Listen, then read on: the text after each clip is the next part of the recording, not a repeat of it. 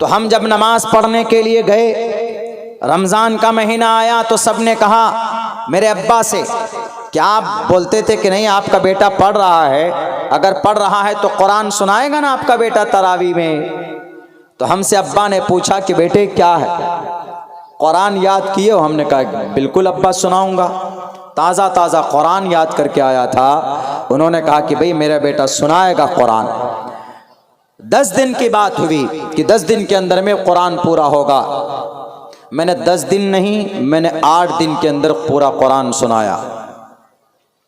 फिर दूसरी मस्जिद में सुनाया 10 दिन का कुरान उसी रमज़ान। फिर एक और मस्जिद में 6 दिन का कुरान सुनाया। यानी एक रमज़ान में 3 कुरान मैं उस वक्त शायद नाबालिग था, दाढ़ी नहीं आई थी, मैंने 3 मस्जिद में कुरान करीम सुनाया। तब अब्बा ने उस दिन कहा सब लोगों के सामने, मैंने कहा था ना कि मुझे मेरी परवरिश पर यकीन है, अल्लाह के नबी की हदीस झूठी नहीं हो सकती। अगर आपकी परवरिश आपके औलाद के लिए सही है तो आपकी औलाद कभी भी गड़बड़ नहीं हो सकती, आपकी औलाद कभी गलत रास्ता इख्तियार नहीं कर सकती। आप अपनी औलाद को सही परवरिश कीजिए, इंशाअल्लाह कभी आपकी औलाद शराबी नहीं होगी, कभी आपकी औलाद कबाबी नहीं होगी, कभी आपकी औलाद आपकी नाफरमानी नहीं करेगी। लेकिन एक एक लुकमा देखकर आप अपने बच्चे और बच्चियों को खिलाइए, तो कल क़यामत में इंशाअल्लाह ये बच्चा आपके लिए निजात का जरिया बनेगा। आज हमारे नस्ल में वो चीज़ नहीं है। आज हमारे जवान बुज़दिल हैं। मैं अगर खुलकर बोलता हूँ तो लोगों को डर लगता है कि मौलाना अब्दुल्ला, हमें डर लगता है बोलते हुए, लेकिन आपको डर नहीं लगता। हमने कहा कि किस बात का डर है?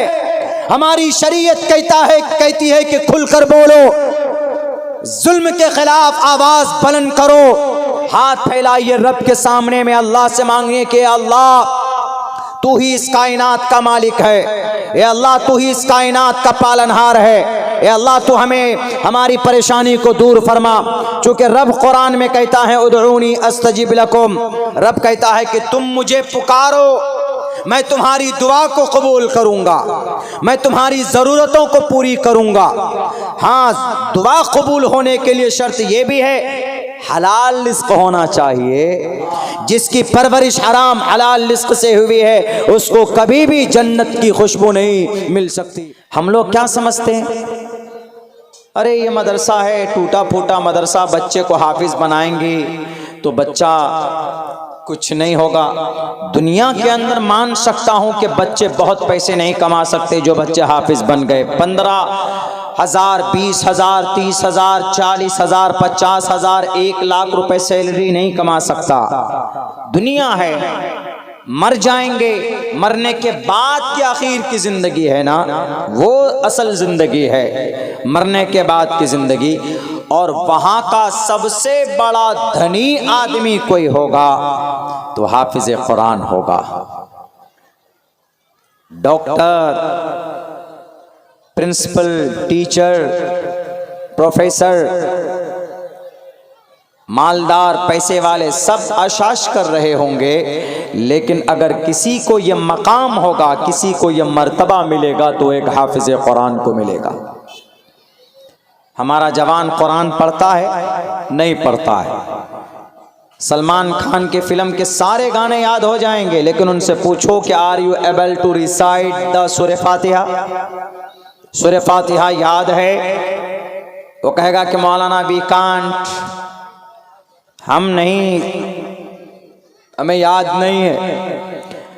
अगर कोई लड़का या कोई मोमिन, अगर कोई ईमान वाला एक आयत कुरान करीम की सीखने की कोशिश करता है, याद करने की कोशिश करता है, एक आयत जैसे कुल हुवल्लाहु अहद,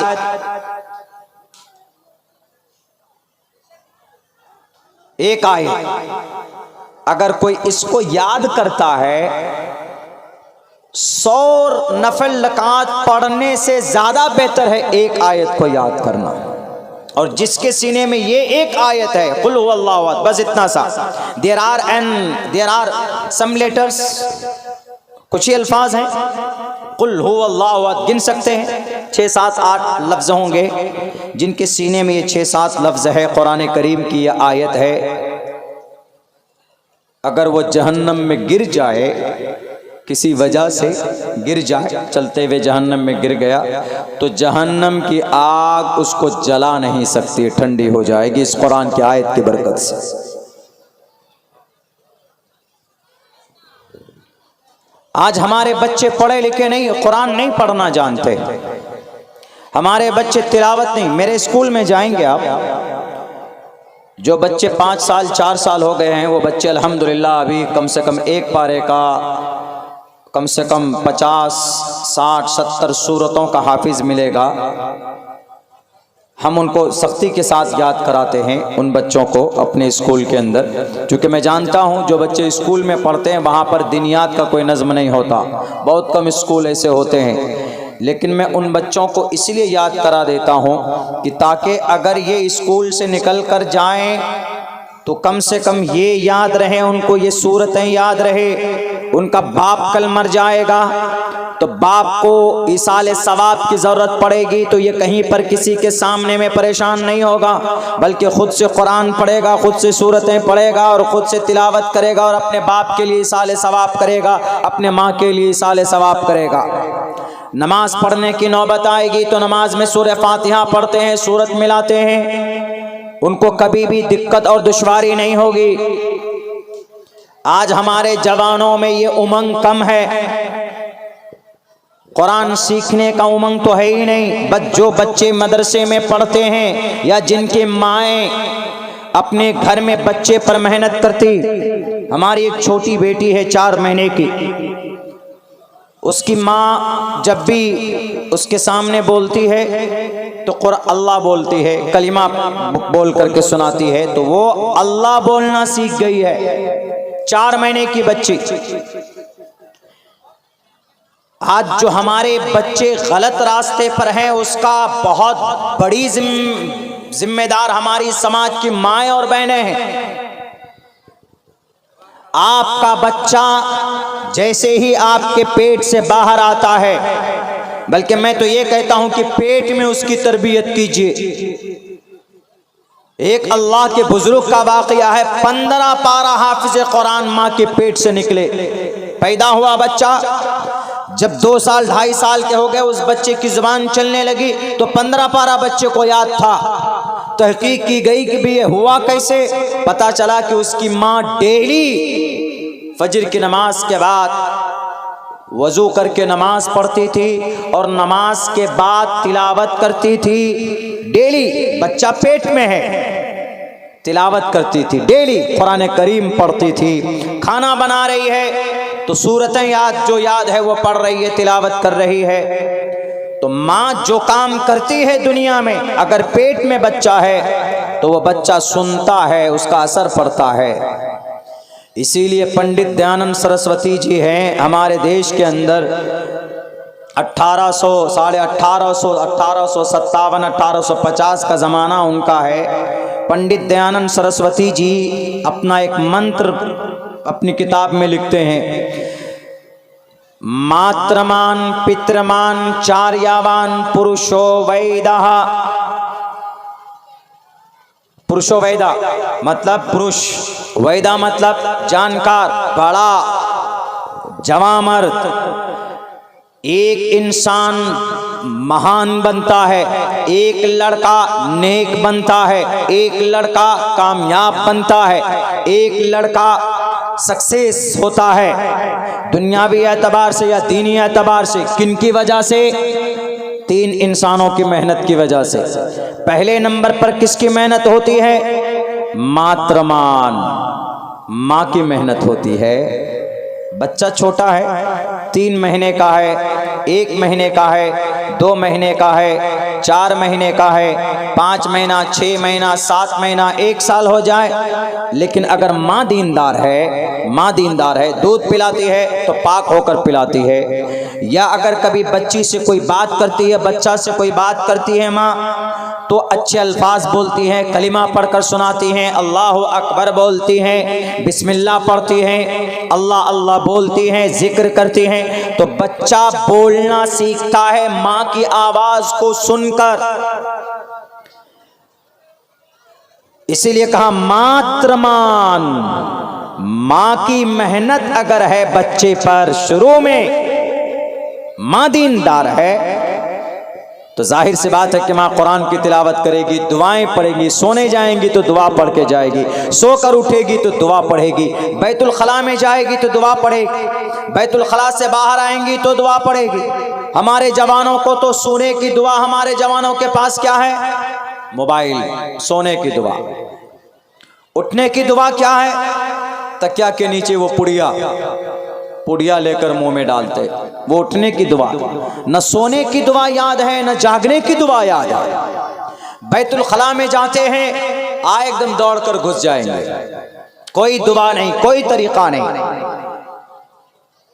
हमारे नबी ने, आप बाथरूम में जब बैठते हैं ना, दोनों टांगों पर बैठते हैं, तो किस टांग में यानी किस पैर पे ज्यादा वजन डालकर बैठना है, अल्लाह के नबी ने यह भी बताया, हमारे नबी ने। लेकिन हमारे नौजवानों से पूछ लीजिए, what is method to enter and to take urine? भाई क्या तरीका इस्तिंजा करने का, बाथरूम में जाने का तरीका क्या है, बताओ जरा। कोई नहीं बता पाएंगे। सोने की दुआ क्या है, नहीं बताएंगे। अभी पूछ लीजिए पठान फिल्म का गाना कौन सा, अभी बना सुना देंगे। अभी ये 5-5, 6-6 जो गाने अभी सुना देंगे हमारे बच्चे। तो ये जो बच्चों का जहन दीन से हटता जा रहा है, अपनी शरीयत कुरान से हटता जा रहा है, उसके मेन जिम्मेदार 2 आदमी होते हैं। कौन? पहले नंबर पर माँ। इसीलिए कहा गया मातृमान।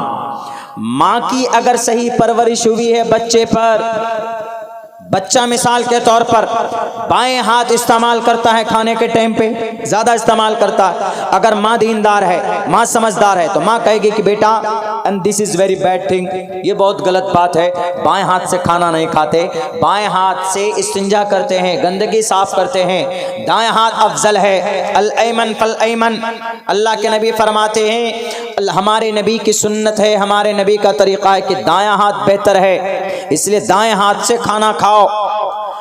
बच्चे को 5 दिन बोलिए, ज्यादा नहीं, 5 दिन।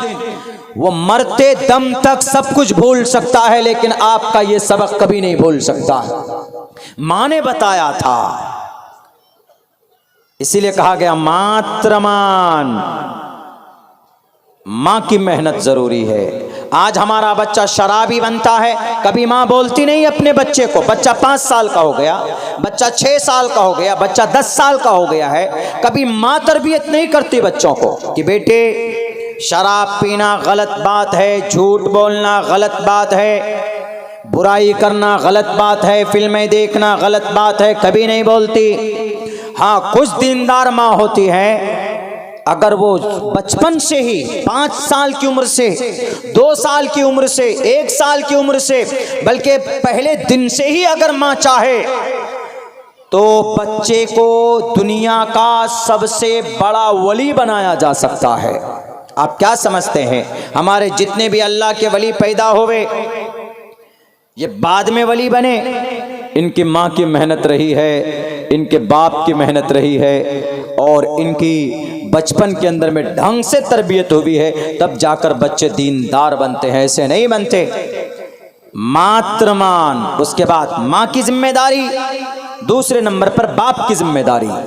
बच्चा नमाज नहीं पढ़ता है आपका, बच्चा चोरी करता है आपका, बच्चा शराब की लत में लगा हुआ है, बच्चा गलत बातों में फंसा हुआ है, कौन जिम्मेदार? बाप जिम्मेदार है। पितृमान, बाप की जिम्मेदारी है।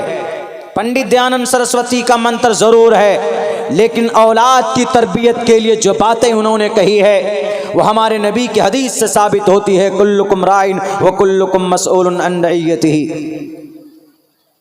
अभी कलकत्ता में हमने देखा, इसी महीने की 14 तारीख को वैलेंटाइंस डे मनाते हुए पूरी भीड़ लगी हुई है जवानों की। होटल में रुकने के लिए गए, भाई कोई होटल चाहिए, हमें रूम चाहिए। मौलाना रूम खाली नहीं है। कहाँ? वाराणसी बनारस में। क्यों भाई? कल वैलेंटाइंस डे है मौलाना, वैलेंटाइंस डे पे हर रूम बुक है। किस लिए? जवान लड़के अपनी अपनी उनके साथ। वैलेंटाइंस डे शरीयत में इसकी कोई इजाजत नहीं है। वैलेंटाइंस डे का मतलब बाजारू लैंग्वेज में बोलते हैं बॉयफ्रेंड गर्लफ्रेंड। कोई लड़का है बहुत दिन से किसी समाज की बेटी के पीछे लगा हुआ है, भाई किसी तरीके से इस लड़की से दोस्ती हो जाए, तो वो 14 फरवरी को गुलाब का फूल दे करके उसको कहते हैं कि मैं तुमसे दोस्ती करना चाहता हूं। इस्लाम में इसकी इजाजत नहीं है। ये क्रिश्चियनों का तरीका है, ये रोमन ईसाइयों का तरीका है। इसके पीछे क्या है? एक हिस्ट्री, एक इतिहास है। एक बादशाह था क्लाउडियस। उस बादशाह ने अपने जमाने के एक धार्मिक आदमी, एक पादरी को जेल में डलवा दिया। उस जेलर की एक बेटी थी। उस जेलर की बेटी उस पादरी से उसको दोस्ती हो गई, मोहब्बत हो गई, मोहब्बत। डेली वो लड़की आती थी, उस पादरी को गुलाब का फूल देती थी कि ये लीजिए आप। जब शिकायत की जेलर ने अपने बादशाह से कि मेरी बेटी बिगड़ गई है, ये तो उसके प्यार में पागल हो गई है, मैं समझा समझा करके थक गया हूँ, लेकिन कुछ कीजिए, वो नहीं मानती। तो क्लाउडियस ने कहा कि कोई बात नहीं, तुम फांसी पर लटका दो इस क्लाउडियस को, इस पादरी को, न रहेगा बांस न बजेगी बांसुरी। का ठीक है, वही करते हैं। जब पादरी को सज़ा सुनाई गई कि तुमको सज़ाए मौत दी जाती है, सूली पर लटकाए जाओगे, तो उस पादरी ने कहा कोई बात नहीं, मुझे गम नहीं है, मैं फांसी पर लटक जाऊंगा, लेकिन मेरी आखिरी ख्वाहिश है, वो पूरी करेंगे आप लोग? कहा कि बोलो क्या आखिरी ख्वाहिश है? उन्होंने कहा कि मेरा ये लेटर मेरी गर्लफ्रेंड को पहुंचा देना। इस्लाम में गर्लफ्रेंड का कोई कॉन्सेप्ट नहीं है। गर्लफ्रेंड, गर्ल माने लड़की, फ्रेंड मतलब दोस्त, लड़की दोस्त। इस्लाम में लड़की लड़का दोस्त का कोई कॉन्सेप्ट नहीं है। दुनिया के अंदर जालिमों ने बनाया है, बाज़ाब्ता नाजायज संबंध को कानून की शक्ल दी है। उत्तराखंड के अंदर में बाज़ाब्ता नाजायज संबंध को कानून की शक्ल दी है कि अगर कोई लड़का या लड़की बिना शादी के रहना चाहे तो रह सकते हैं। उनको सिर्फ एप्लीकेशन देना होगा कि भाई we want to live with each other, we want to touch, हम लिव इन रिलेशन में रहना चाहते हैं। लिव इन रिलेशन का मतलब नाजायज रिश्तों में रहना चाहते। इसको वो अंधा, वो गूंगा, वो शराबी, वो कबाबी लोग कानूनी शक्ल दे दिए कि लड़की लड़का अगर शादी ना करे तो कोई बात नहीं, लड़की लड़का अगर सिर्फ बिना शादी के लिव इन रिलेशन में रहना चाहे तो जायज़ है। लेकिन उन्हें नहीं मालूम कि अगर ये कानूनी शक्ल दी गई है तो दुनिया में कितनी बुराइयां होगी, समाज की कितनी बच्चियों की इज्जत लूटी जाएंगी, समाज में कितनी बच्चियों का मर्डर होगा, समाज के अंदर कितनी बच्चियों के जिस्म के टुकड़े होंगे, दुनिया तसव्वुर नहीं कर सकती। की शुरुआत कहाँ से होती? नजरों से होती, आंखों से होती। मार्केट में समाज की कोई बच्ची है या कोई लड़का है, नजरें मिली, नंबर चेंज होते, मैसेजेस डिलीवर होते, हेलो हाउ आर यू तक बात पहुंचते, उसके बाद दोस्ती होती, नाजायज संबंध होते हैं, अल्लाह का अज़ाब आता है। इसीलिए अल्लाह कुरान में कहता है कि समाज के लड़कों, समाज की लड़कियों, तुम अपनी निगाह उठाकर किसी गैर महरम की तरफ देखना मत। दोनों के बारे में रब कुरान में कहता है कुल्लिल मुअमिनीना यग़ुज़्ज़ू मिन अबसारिहिम, ऐ समाज के लड़कों किसी गैर महरम को मत देखना। कुल्लिल मुअमिनाति यग़ुज़्ज़ुना मिन अबसारिहिन्ना, ऐ समाज की बच्चियों किसी गैर महरम मर्द को मत देखना।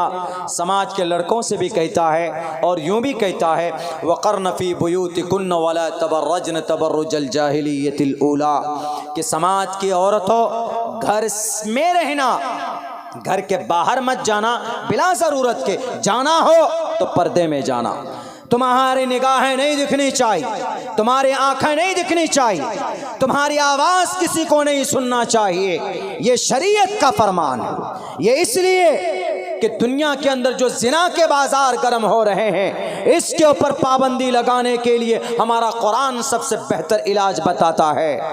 हमारी समाज की माएँ एक दूसरे औरत के बारे में अपने बच्चों को बताए कि बेटे कभी भी किसी समाज की बेटी को छेड़ना मत, उनकी इज्जत के साथ खिलवाड़ मत करना, ये माँ की जिम्मेदारी है।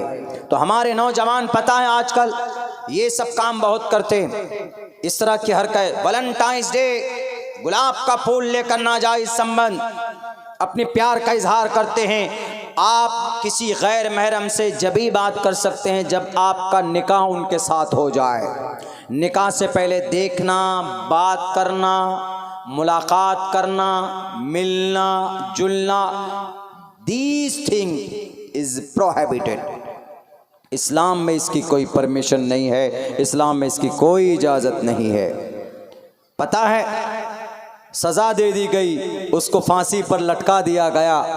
उसी दिन से आज तक ये वैलेंटाइंस डे मनाया जाता है पूरी दुनिया के अंदर कि भाई मोहब्बत में एक शख्स ने कुर्बानी दी है, मोहब्बत में एक शख्स का इसकी एक आदमी की मौत हुई है, इसीलिए उस दिन को जिंदा रखने के लिए नाजायज़ तरीक़े अपना रहे हैं। मेरे समाज के नौजवानों, समाज के जिम्मेदार लोगों, आज जो हमारा बच्चा हमारी शरीयत से अलग है, हमारे कुरान के फरमान से उनकी ज़िंदगी अलग है, हमारा नौजवान शराबी बन रहा है, हमारे नौजवानों के अक़ाइद सही नहीं है, हमारे पढ़े लिखे लोगों के भी अक़ीदे सही नहीं।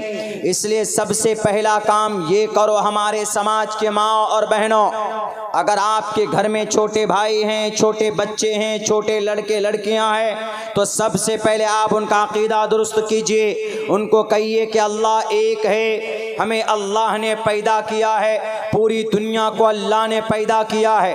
अक़ीदा मजबूत होगा, ईमान कामिल होगा, ईमान कामिल होगा तो नेक आमाल में दिलचस्पी होगी, और जब नेक आमाल करेगा तो फिर वो किसी के सामने दबेगा नहीं, झुकेगा नहीं।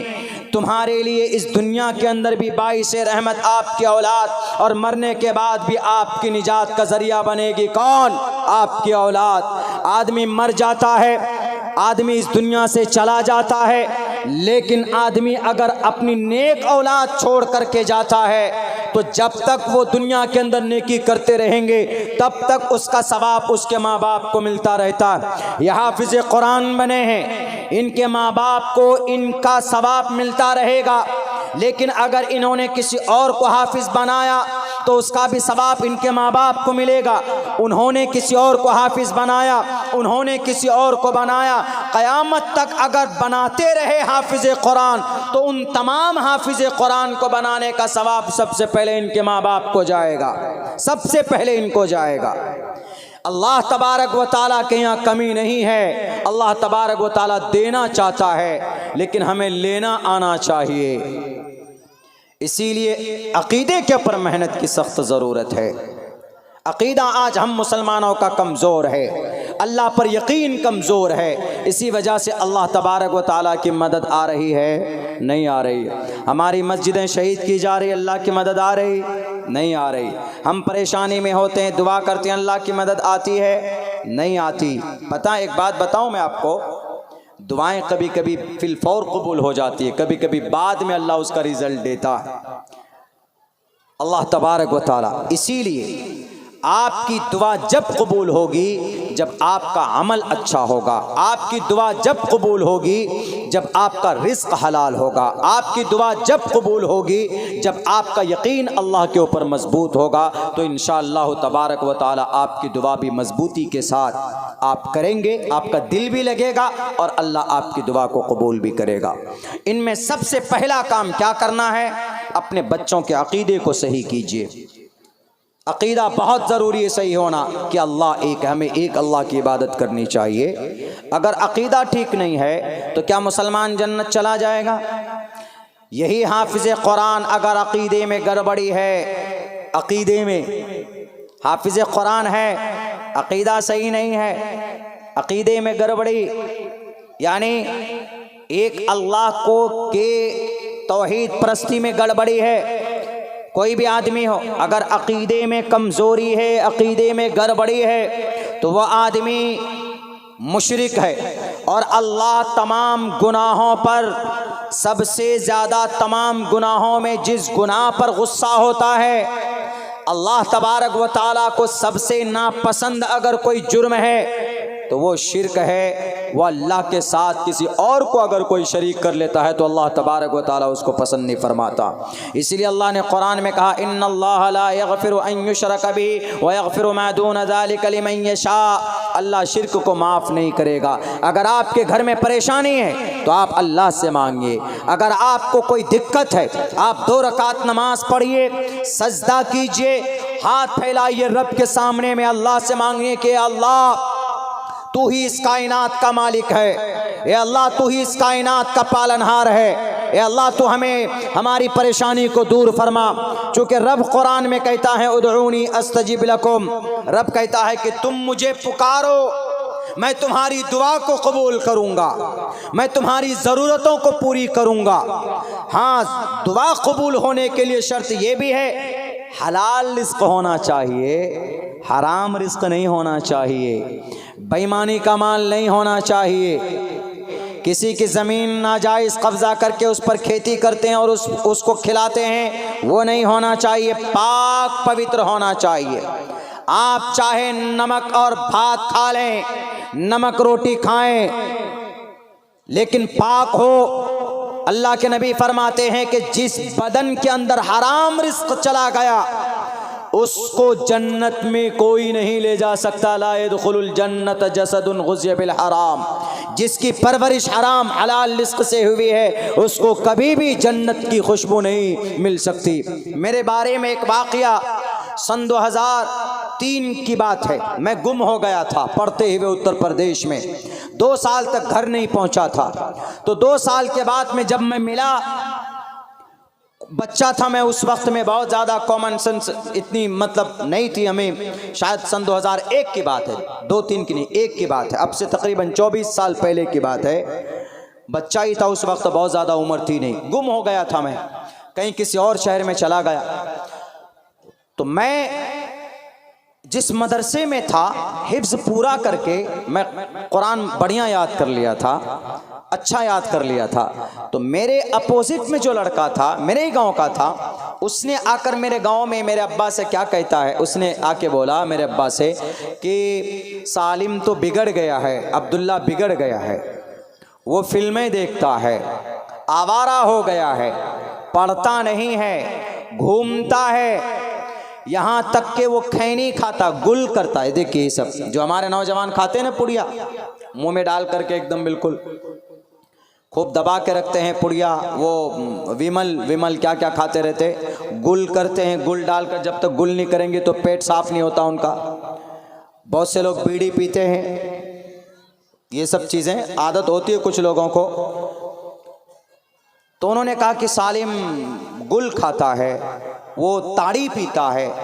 आज तक अल्लाह गवाह है कि मैंने एक घोंट, एक सिप जिसको बोलते, एक घोंट भी ताड़ी का ये शराब मेरे हलक के अंदर नहीं गया है। यहाँ तक कि अगर मैं बीड़ी अगर एक मरतबा ले लूँ, ऐसे खींच लूँ ज़ोर से, तो मैं कम से कम 15-20 मिनट तक थूकता रहूँगा, मेरे मुंह का जायका बदल जाता है। बहुत आदमियों को नहीं होती आदत, आज तक हमारी वही आदत है अल्हम्दुलिल्लाह। लेकिन उन्होंने एकदम जितनी बुराई हो सकती थी, अरे आपका बेटा बिगड़ गया है, आपका बेटा फिल्में देखता है, आपका बेटा पढ़ता नहीं, घूमता है, आपका बेटा आवारा बन गया है, आपका बेटा गुम नहीं हुआ, वो अय्याशी कर रहा है। छोटा बच्चा क्या अय्याशी करेगा, दीन दुनिया का कुछ पता ही नहीं, भूल गए कि हमारा रास्ता, हमारा घर कहाँ, किधर जाना, कैसे जाना है। तो बहरकैफ वो बाद में हम खैर पहुँचे, एक अच्छे इंसान मिल गए, उनकी रहनुमाई, उनकी रहबरी की वजह से।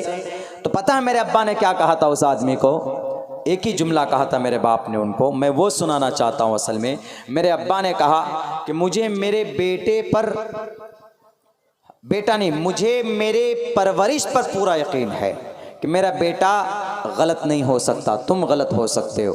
कहा क्यों, कैसे आप कह सकते हैं, मैंने देखा उसको, मैं जहां रहता हूं वहीं रहता है आपका बेटा। मैंने देखा उसको फिल्में देखते हुए, मैंने देखा उसको आवारा बनते हुए, मैंने देखा उसको गुल करते हुए, उसको बीड़ी सिगरेट पीते हुए, उसको ताड़ी पीते हुए, उसको शराब पीते हुए मैंने देखा है।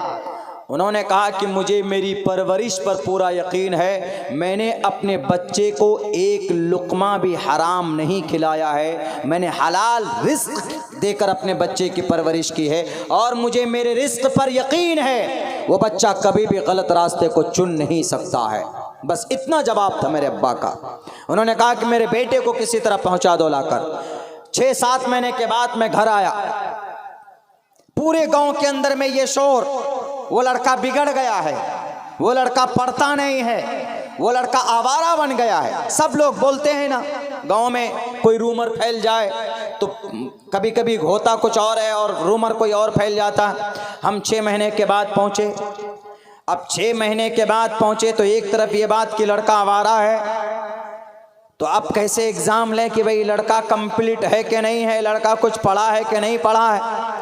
तो हम जब नमाज पढ़ने के लिए गए, रमज़ान का महीना आया तो सब ने कहा मेरे अब्बा से, क्या आप बोलते थे कि नहीं आपका बेटा पढ़ रहा है, अगर पढ़ रहा है तो कुरान सुनाएगा ना आपका बेटा तरावी में। तो हमसे अब्बा ने पूछा कि बेटे क्या है, कुरान याद किए हो? हमने कहा बिल्कुल अब्बा सुनाऊंगा। ताज़ा ताज़ा कुरान याद करके आया था। उन्होंने कहा कि भाई मेरा बेटा सुनाएगा कुरान। 10 दिन की बात हुई कि 10 दिन के अंदर में कुरान पूरा होगा। मैंने 10 दिन नहीं, मैंने 8 दिन के अंदर पूरा कुरान सुनाया। फिर दूसरी मस्जिद में सुनाया 10 दिन का कुरान उसी रमज़ान। फिर एक और मस्जिद में 6 दिन का कुरान सुनाया। यानी एक रमज़ान में 3 कुरान मैं उस वक्त शायद नाबालिग था, दाढ़ी नहीं आई थी, मैंने 3 मस्जिद में कुरान करीम सुनाया।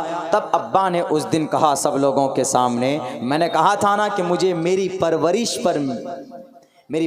पर यकीन है, अल्लाह के नबी की हदीस झूठी नहीं हो सकती। अगर आपकी परवरिश आपके औलाद के लिए सही है तो आपकी औलाद कभी भी गड़बड़ नहीं हो सकती, आपकी औलाद कभी गलत रास्ता इख्तियार नहीं कर सकती।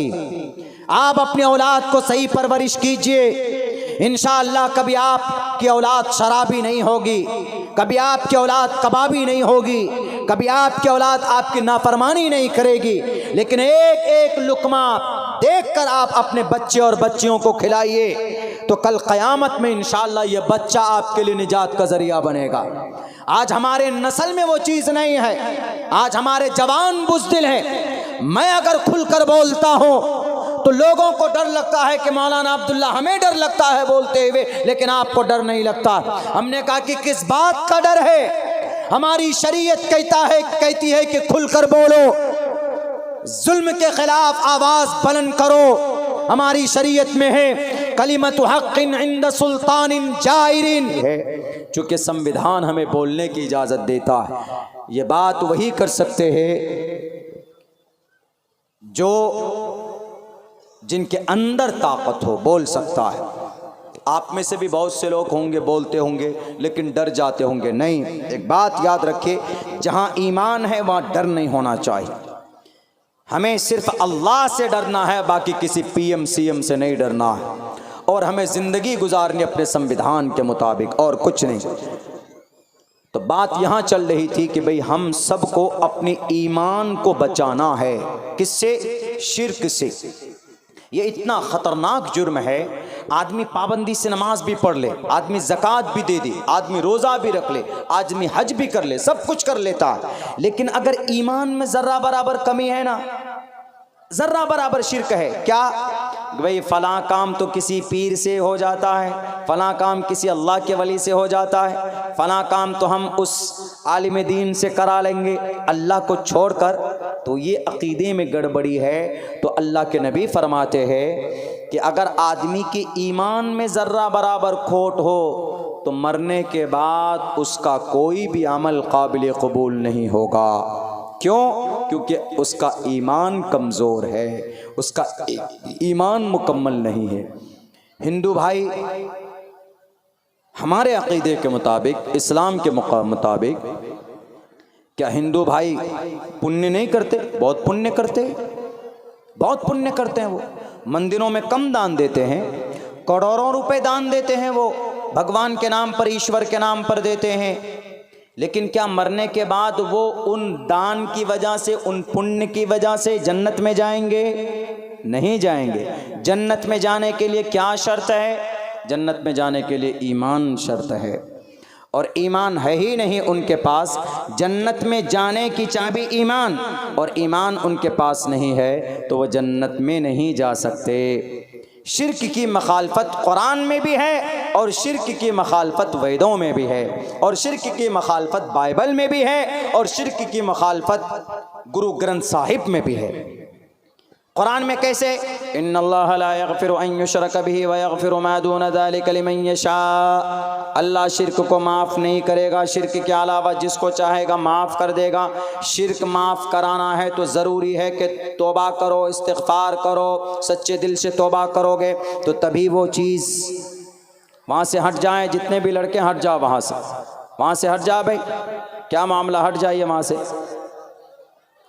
हटिए वहाँ से। क्या है आप लोगों को ये निज़ाम हमको नहीं समझ में आता। इधर औरतों को बैठा देते, इधर मर्दों को बैठा देते। आइंदा से इस तरह जलसा नहीं कीजिएगा। जलसा करना है तो औरतों के लिए ख़ास अलग पिंडाल बनाइए, नहीं तो एक पिंडाल में एक जगह पे मर्द है। देखिए क्या हो रहा है, मेला हो गया है। तो अरे भाई वहाँ से हट जाइए ना, जितने भी मर्द हजरात हैं हटिए वहाँ से। क्या मतलब है आपके जलसों का, तकरीर का? इतने देर से तकरीर कर रहे हैं, दस्तारबंदी का जलसा है।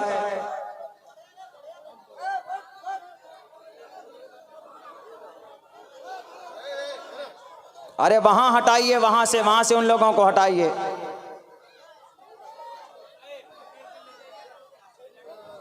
जलसा करते हैं आप लोग, जलसा करने का जो तरीका है उसके हिसाब से जलसा कीजिए। इतनी देर से इस्लाह की बातें हो रही, समझ में नहीं आ रही, वहीं घुसे चले जा रहे हैं। किसकी तबीयत खराब? औरत है तो उसके गार्जियन को कहिए लेकर जाएगा, बाकी सब वहां क्यों खड़े हो गए? बैठिए आप लोग इधर, उनको लेकर जाइए। जो है उनके यहाँ पर कोई होंगे उनके रिश्तेदार वगैरह, कौन है उनको लेके जाइए। बाकी सब बैठिए इधर आकर।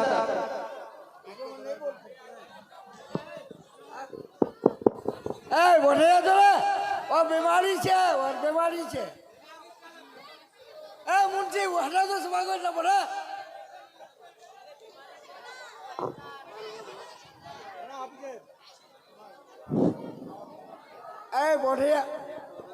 हाँ बीमारी है, उनको लेकर जाइए 2-3 आदमी, बाकी और सब बैठ जाइए। क्यों खड़े हो गए हैं वो लोग सब? आप लोग बैठ जाइए भाई, इधर आके बैठ जाइए।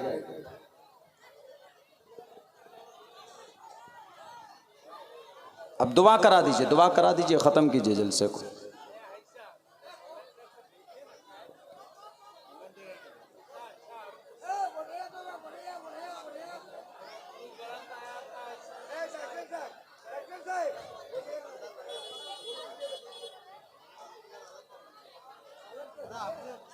अलग ऐसा नहीं होता है, आप ब्लॉक कीजिए इसको, एकदम बिल्कुल ब्लॉक कीजिए। नज़रें मर्दों की नहीं पड़नी चाहिए, ठीक है? आइंदा से कीजिए तो इसको पूरा ऐसे ब्लॉक कर दीजिएगा, ये ज़रूरी चीज़ है। नहीं, ये ठीक नहीं है। बिल्कुल करके जलसे का इख्तिताम कीजिए, वैसे भी पौन बज चुका है। आ जाइए भाई, बैठ जाइए।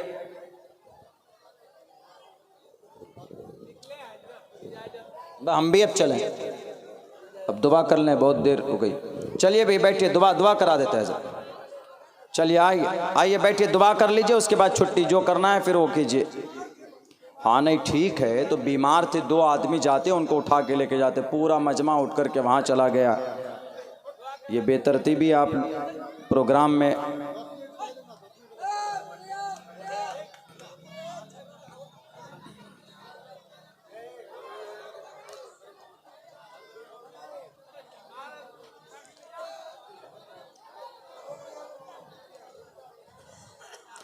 ये निज़ाम सिर्फ है ना मौलाना, ये इस तरह का जो निज़ाम है मखलूत मजमा, ये सिर्फ आपके बारसोई में है। बल्कि हमारे सीमांचल में कुछ इलाक़ों में है, वरना मैं भारत के बाहर भी गया हूँ। मैं बांग्लादेश भी गया हूँ, साउथ अफ्रीका का भी नंबर लगा है, वहाँ पर भी गया हूँ। कहीं पर भी ये निज़ाम नहीं होता। अगर औरतें बैठी है तो उसको पूरा बंद किया जाता है। इन्नल मरअत औरतुन, औरत पर्दे की चीज़ है, उनको भी हक़ बात सुनने का, कुरान और हदीस सुनने का वो है। लेकिन ये बिल्कुल ये खुला हुआ वो हो गया, ये बिल्कुल मुनासिब नहीं है। अगर यहीं पर मौलाना अनवर साहब होते बहादुरगंज वाले, वो अभी डंडा मार देते जलसे वाले को। वो कहते ये क्या बना के रखा हुआ। अभी मैं गया था एक प्रोग्राम में मेघालय में, 4 दिन का जलसा होता हुआ, 4 दिन का, और चारों दिन 25,000 से ऊपर का मजमा होता है। तो उसकी खूबसूरती पता क्या है? उस जलसे की खूबसूरती ये थी कि दिन में 11 से लेकर असर तक औरतों का बयान होता था, और औरत ही होती थी पूरे पंडाल में, कोई मर्द नहीं। सिर्फ गेट पे जो वॉलंटियर है, जो हजरात मुनासिब हैं, उनको लगाया गया, बाकी पूरे में सब वही होते थे। और असर के वक्त अजान होने के बाद दुआ हो जाती थी, ज़ोहर की नमाज वहीं होती थी पंडाल में, और वहीं पर जलसा गाह बाज़ाब्ता बनाया गया। यहाँ तो हम लोग क्या करते हैं, ये शामियाना लगाते हैं, वहाँ जलसा गाह बाज़ाब्ता पलस्तर किया हुआ है, ऊपर से टीन की शेड है, और टॉयलेट बाथरूम सब कुछ, इस्तिंजा खाना सब कुछ बराबर में। उसके बाद मगरिब तक स्पेस दिया जाता था खाली। मगरिब के बाद शुरू होता था प्रोग्राम मर्दों का, उसमें कोई औरत नहीं, सिर्फ मर्द। मगरिब से लेकर के रात को 11 बजे तक मर्दों का प्रोग्राम होता था। हमको ये निज़ाम बड़ा अच्छा लगा। हमको सबसे ज़्यादा ख़राब निज़ाम यही निज़ाम लगता है, जहाँ पर भी एक ही मजमा, एक ही पिंडाल में इधर समाज की माएँ बहनें बैठी है, इधर मर्द बैठे हैं, तो ये बिल्कुल मुनासिब नहीं है। इसीलिए आइंदा जब भी करें, ठीक है यहीं रखना है, तो उसको ऐसे एक पर्दा कहे और टेंट वालों से ऐसे करके भाई तुम पर्दा लगा दो, पर्दा लगा दीजिए, वो पर्दा लगा देगा। रही बात भाई वो कैसे देखेंगे, मुकर्रिरीन को उनका देखना ज़रूरी नहीं है, लेकिन अगर कहीं ना कहीं कोई ना कोई जवाज़ है तो आप प्रोजेक्टर लगा दीजिए।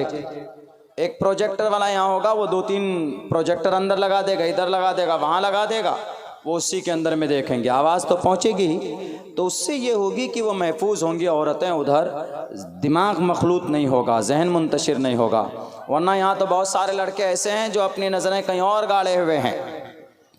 ये निगाहें इतनी ख़तरनाक होती है, इसको रोक पाना बड़ा वो है। इसीलिए हज़रत अली ने फरमाया कि जब तुम्हारी एक मर्तबा नज़र पड़ जाए, उचकती हुई नज़र माफ़ है, लेकिन अगर नज़रें गाड़ कर किसी चीज़ को अगर तुम देखती हो, या समाज की किसी अजनबी औरत को अगर तुम नज़रें गाड़ कर देखते हो, तो इसका मतलब तुम्हारी निगाह ज़िना कर रही है। ये बहुत बड़ी बात कही है। शैतान के तीरों में से एक तीर निगाह है। आइंदा इस बात का ख्याल रखें। बस कितना अच्छा मजमून चल रहा था, मेरे जहन से सब कुछ उड़ गया। हाँ बैरकैफ, हाँ शिर्क के ऊपर में कि शिर्क कुरान को माफ़, कुरान तो मना करता ही करता है, लेकिन दुनिया की कई और ग्रंथ में भी शिर्क को मना किया है। उमूमन शिर्क औरतों में ज़्यादा पाई जाती, औरतों में ज़्यादा। उनका ईमान बहुत जल्दी इधर से उधर हो जाता फटाफट, कि भाई तुम फलां से ये काम करा सकते हो, अल्लाह को छोड़कर फलां से करा लेते। अल्लाह के ऊपर भरोसा नहीं, किसी और पर भरोसा है, ऐसा नहीं। शिर्क इतना बड़ा गुनाह है। एक 80 साल की बूढ़ी औरत, माएँ बहनें आप लोगों से मुखातब, ये वाक़या आप लोगों के लिए। मुहम्मदुर रसूलुल्लाह जिस दीन को लेकर आए, इस दीन की तबलीग में बहुत सारे सहाबा और सहाबियात शहीद हुई, लेकिन सबसे पहली औरत जिनको दर्दनाक अंदाज में शहीद किया गया है, उसके बाद में मैं फिर आपको एक ऋग्वेद का मंत्र पढ़कर सुनाऊंगा। उसके बाद फिर मैं एक गुरु ग्रंथ साहिब का मूल मंत्र पढ़कर उसका एक्सप्लेन करूंगा। उसके बाद फिर मैं अपनी बात पूरी करके दुआ करा दूंगा। तो वो 80 साल की बूढ़ी औरत, सबसे पहली एक औरत जिनके जिस्म के 2 टुकड़े हुए थे, पता है किस बात पर? इसी शिर्क की मखालफत पर, यानी अल्लाह एक है, अल्लाह के अलावा कोई माबूद नहीं है, इसी बात पर वह औरत अड़ी रही। और इस उम्मत का जालिम फिरौन अबू जहल, वो कहता, उस औरत का नाम, उस लेडी का नाम, उस सहाबिया का नाम हजरत सुमैया रजी अल्लाह ताला अन्हा, 80 साल की बूढ़ी माँ थी, 80 साल की माँ। उनको अबू जहल एक रोज पकड़ लेता है। अबू जहल पकड़ कर कहता है कि आइए सुमैया जी, आइए, आज आपको कौन बचाएगा? आज तो मोहब्बत भी नहीं है, आज तो कोई सहाबी भी नहीं है, और आप जब बड़े बोलते हैं कि अल्लाह अल्लाह अल्लाहु अकबर अल्लाहु अकबर अल्लाहु अकबर, अल्लाह सबसे बड़ा, ला इलाहा इल्लल्लाह, अल्लाह के सिवा कोई माबूद नहीं है, ज़रा बताओ आज आपको कौन बचाने वाला है? अब आपके पास 2 ऑप्शन है। जान बचानी है तो मान लो, जो अकीदा हमारा है उसको मान लो, मोहम्मद का इनकार करो, खुदा को एक मत मानो, 360 जो बुत हैं उनको एक्सेप्ट कर लो।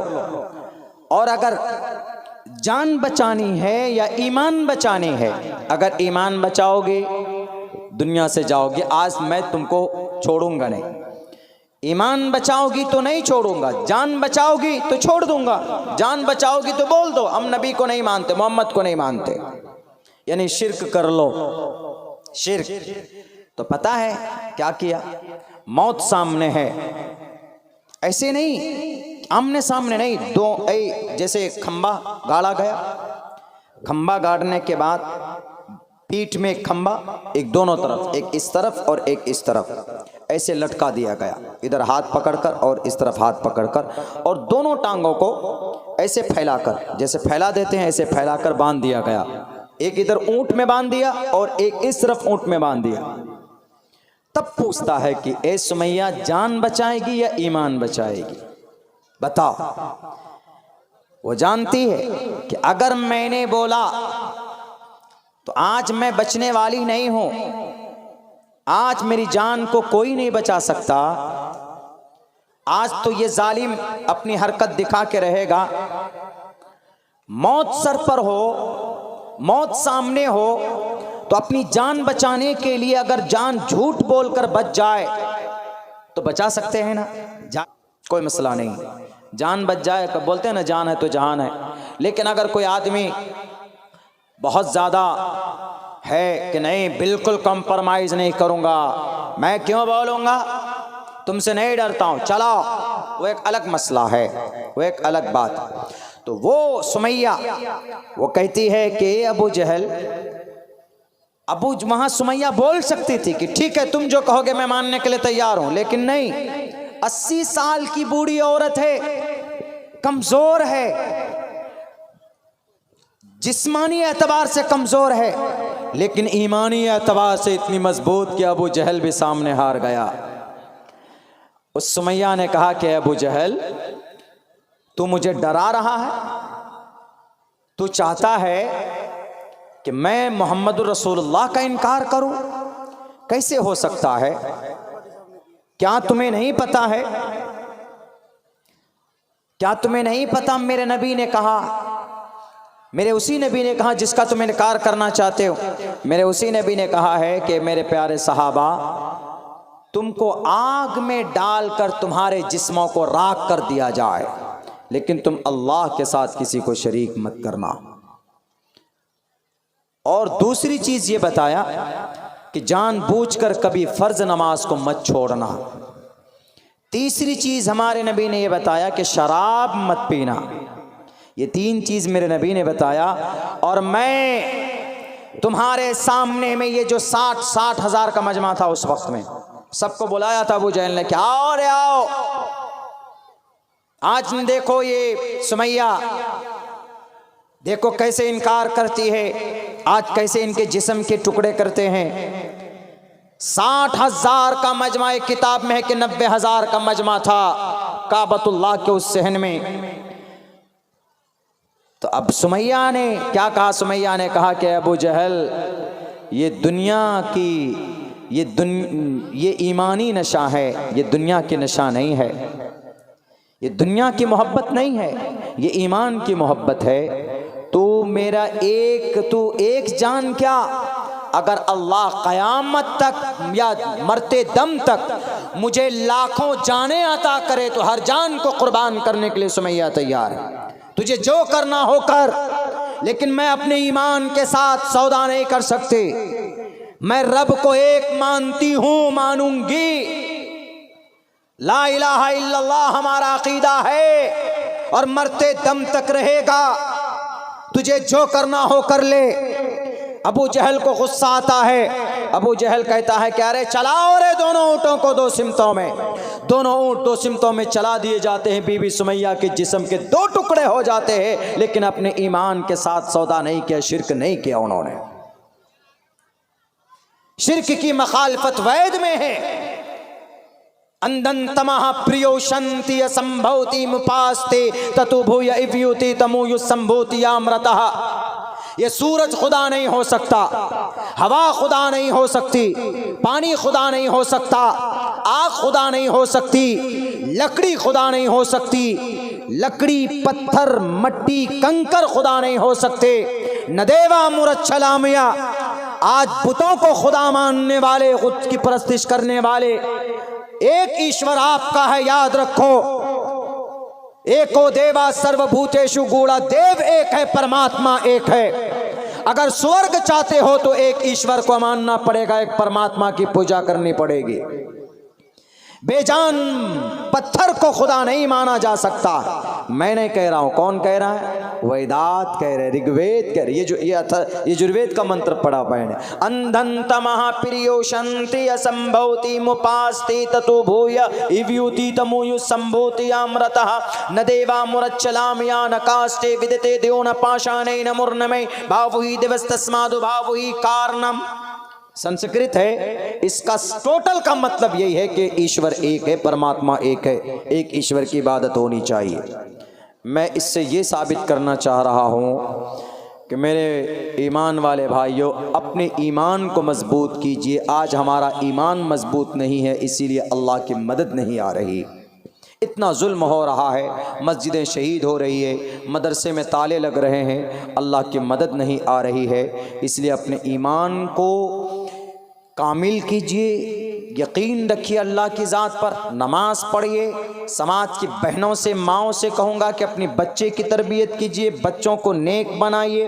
पहले माँ है, फिर बाप है, फिर टीचर है, उस्ताद है। उस्ताद की मेहनत से हाफिज़ कुरान बने हैं, मदरसे की मेहनत से। और इन मदरसों को अगर शरीयत, कुरान, इस्लाम इनको ज़िंदा रखना है तो वो किसके ज़रिए से ज़िंदा रहता है? मदरसों के ज़रिए से ज़िंदा रखता है अल्लाह। अगर आप मदरसा अपने गांव में बंद कर दीजिए, 10 साल के बाद में कोई हाफिज़ होगा? नहीं होगा। कोई आलिम होगा? नहीं होगा। फिर निकाह कैसे पढ़ाएंगे? जनाजे की नमाज किससे पढ़वाएंगे? जुमे की नमाज कौन पढ़ाएगा? कौन बताएगा कि भाई रोज़ा फ़र्ज़ है? कौन बताएगा कि भाई निकाह कैसे पढ़ाते हैं? जब कोई आलिम ही नहीं होगा तो अक़ीदे के अंदर भी गड़बड़ी हो जाएगी। जब अक़ीदा ख़राब, एक खुदा को छोड़कर अनेक खुदाओं की पूजा करेंगे, यही तो गलती हुई ना हिंदू समाज के अंदर में। हिंदू समाज में क्या हुई? हिंदू समाज का कहीं मदरसा है? नहीं है। क्रिश्चियन का कहीं मदरसा है? नहीं है। क्रिश्चियन में भी 3 खुदा, यहूदी में 2 खुदा, यहूदी में भी मदरसा नहीं है। सिखों में कोई मदरसा है? नहीं है। तो 10 गुरु को मानते हैं। कन्फ्यूशनिज्म में कोई खुदा है, कोई मदरसा है? नहीं है। तो वहाँ पर भी बुत परस्ती है। जिनके यहाँ मदरसा नहीं है वहाँ पर अनेक खुदा हैं, और जिनके यहाँ मदरसा है उसका एक खुदा है। मदरसा किसका है? पूरी दुनिया में सिर्फ मुसलमानों का मदरसा है। और इन्हीं मदरसों की बदौलत हम एक अल्लाह का अक़ीदा आज रखे हुए हैं। क्यों? हमें मदरसे में कुरान पढ़ाया जाता है, शरीयत पढ़ाई जाती है, और शरीयत से हमें पता चलता है क्या? कुल हुवल्लाहु अहद अल्लाहुस समद लम यलिद वलम यूलद वलम यकुल लहू कुफुवन अहद, कि अल्लाह एक है। इसीलिए अपने खाने से ज़्यादा ज़रूरी है इन मदरसे में पढ़ने पढ़ाने वालों को खाने की, खिलाने की फ़िक्र करना। हम जो 2000-3000 रुपए मांस मछली खा लेते हैं ना, उनमें से कम 200 रुपए बचाकर महीने में मदरसे के नाम पर चंदा दीजिए, रसीद दीजिए और खुद से जाकर कटवाइए कि मौलाना साहब ये लीजिए रसीद, काटिए। क्यों? इनका एहसान है। अगर ये मेहनत नहीं करेंगे मदारिस के अराकीन, मोहतमिम, मौलाना, कारी साहब, तो क्या होगा? जब इनको तनख्वाह नहीं मिलेगी ताला लगाएंगे, ये भी जाकर अपना